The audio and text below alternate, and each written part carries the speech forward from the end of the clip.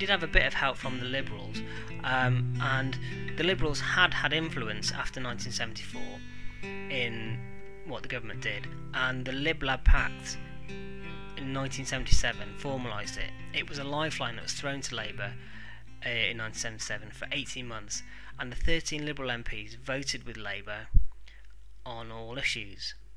Partly they joined because they were both doing badly in by-elections, and the Liberals asked very little in return for their support. All that they did ask was that Labour promised to go ahead with the referendums on devolution.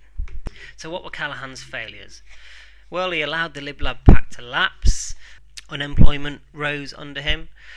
The IMF, International Monetary Fund, loan crisis of 1976 was another failure. Foreign, mainly US bankers, were putting pressure on the government to make severe cuts to satisfy the markets before there would be a run on the pound. The cuts weren't enough.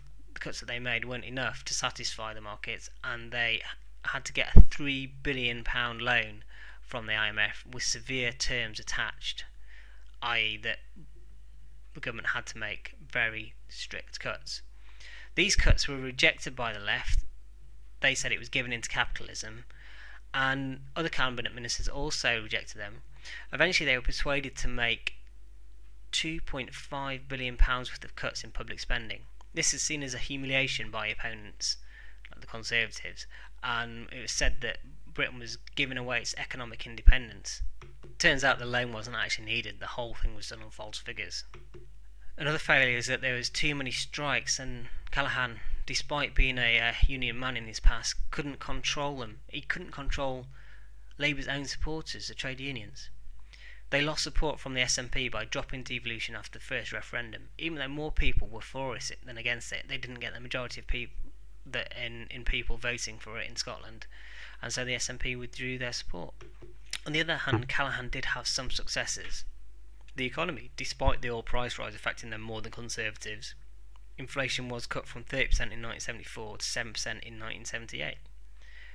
North Sea oil reduced import costs considerably, and the recovery after the 1976 IMF loan and spending cuts that were part of it was great. It left the country in a much healthier position than Labour had inherited it in 1974. You could also say that Labour did their best to protect the least well off, and that they maintained, or Callaghan maintained, party unity despite this growth in grassroots activism. What really put paid to Callaghan, though, was the winter of discontent, which has been the abiding memory of his government.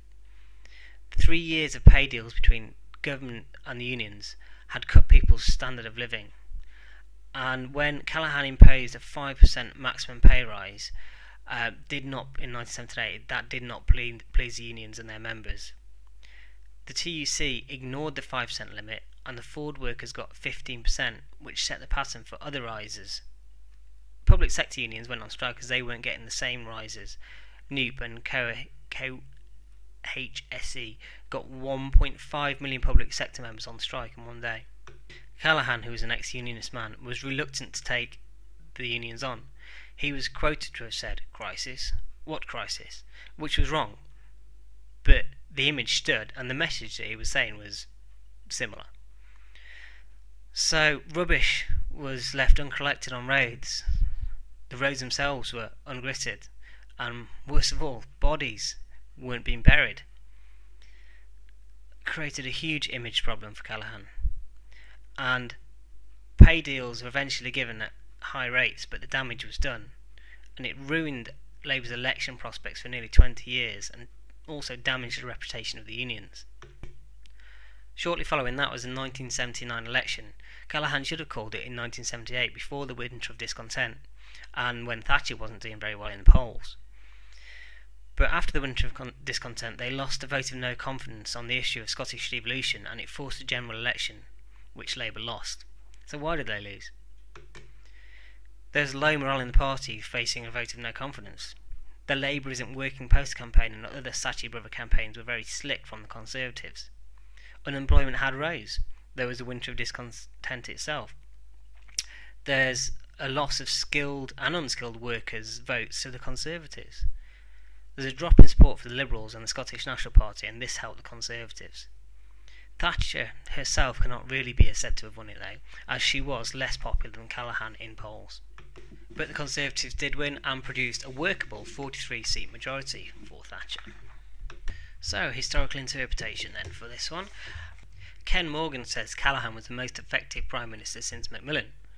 Martin Holmes says both Healey and Callaghan knew that the IMF medicine, whilst tasting foul, would benefit the patient in economic terms. And the most valuable contribution of the 1974 government was not in specific policy, but the intellectual change of direction from Keynesianism to monetarism.